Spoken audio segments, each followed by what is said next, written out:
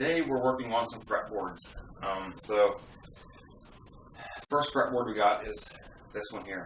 Now this is off this guitar, and I need to make it a 24 fretboard, and it's only 22, 21, 22. And what I originally was going to do was add a couple frets by taking another chunk of rosewood, and I don't have any rosewood. Number one and number two. After thinking about it and looking at some other rosewood fretboards that I can't use that I got on guitars, probably not going to look the greatest. Even though it's rosewood, it's not going to line up grain-wise, and some rosewood's darker, some rosewood's is lighter. So we're not going to use this on, we'll use this for another guitar maybe, but not on this one. So what we're going to do, I'm going to make a maple fretboard for this, 24 frets long. And we'll probably put some sort of dots in there, some colored dots. I'm thinking either red or some kind of blue or something like that, just to make it a little bit different. So that's going to be the first fretboard we're going to work on. The second one is the one for this one. This is off the Flying V that I'm redoing for the customer. And that one is just going to get this fretboard here. This is the original neck.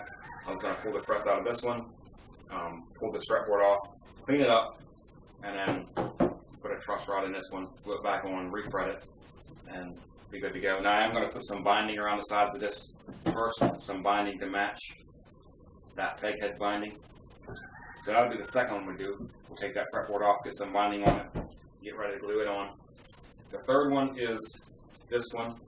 I already got the fretboard slotted for it, the maple fretboard, and it's 22 frets. Same design as this one, except it's not a reverse peg head. It's going to be a regular peg head going on a V-style guitar. Flying V, like an offset Flying V. And this one's going to get dots in it, and it's going to get colored dots too. So I'm going to put, I'm doing two different kinds. I'm going to do blue dots in one and red dots in the other. I'm not sure which one's getting which yet. We'll tackle that later. And then the last thing I'm going to do is make sort of an untraditional fretboard using this, maple and mahogany. So basically, I'm going to take this, cut it down to the size, the length, the width of a fretboard, sand it down, radius it, and it's going to be a maple fretboard with basically two racing stripes in it. And then I'll come back through and do something in the way of an inlay. I don't know if I'll just do dots on this one or do like a block inlay or something, I don't know yet. The first thing we're going to do is we're going to work on these two necks here. This neck here, or this fretboard here, is for this one. So we're going to pull the frets out of this, pull this fretboard off for this neck. And then this neck here is one that I built probably 2 years ago now. I never used it. It's been sitting around the shop. It's got a 24 fret fretboard on it, so we're going to pull this fretboard off and put it on this neck here. All we got to do is radius it, and we'll end up drilling these. These are cherry. So I'll end up drilling these cherry dots out so I can put my either blue or red colored dots in there. We'll add the double dot down here for the 24th fret. So pull these two off and get ready to put these two on these two necks. I got my fretboards off. The first one is the Rosewood Fretboard that came off of this neck here. It's still got the frets in it, so we got to pull these frets out.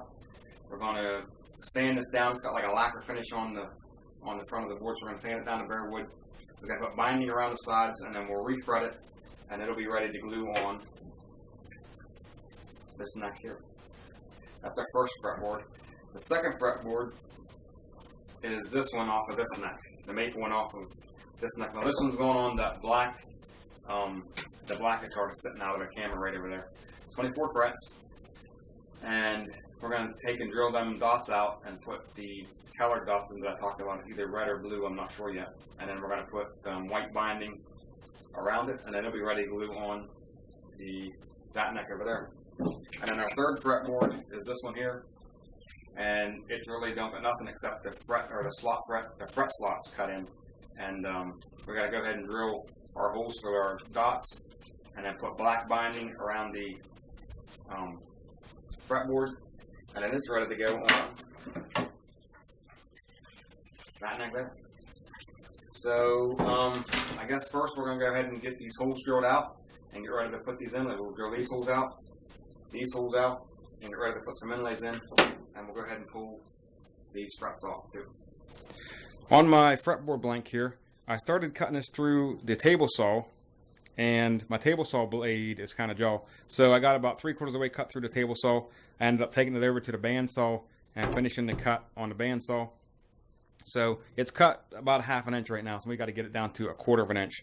So the next thing we're going to do is take this over to my planer and plane both sides smooth, and then thickness it down to 1/4 inch.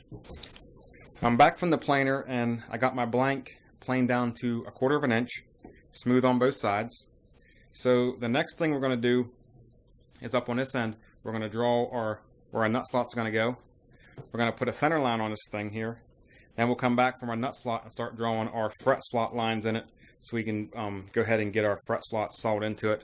And then we'll come back through and also draw the 2 lines that's going to run the edge of the fretboard, which would be like 1 11/16 at the nut, and then the 24th fret would be like 2 1/4.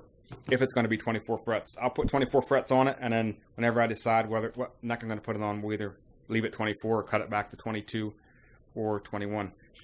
I went ahead and marked where all my frets are going to go on this fretboard.